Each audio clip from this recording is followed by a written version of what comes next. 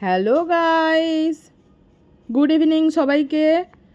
আর আজকে দেখো আবার আমার শাশুড়ি মা বিভিন্ন রকমের সবজি পাঠিয়ে দিয়েছে দেশের বাড়ি থেকে।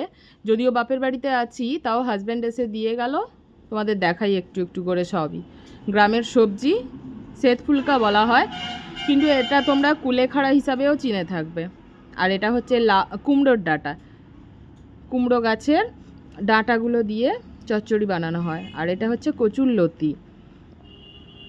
আর যে দিয়েছে দেখো চাল কুমড়ো, তারপরে দিয়েছে কুঁদলি আর উচ্ছে, সবই গাছের কিন্তু, এবং অর্গানিক সার ব্যবহার করা। এই দেখো ঝিঙে, এই দেখো কলার থোড় যাকে বলা হয়, অবশ্য এটা খেলে খুবই উপকার হয়। আর দিয়েছে কুমড়োর ফুল।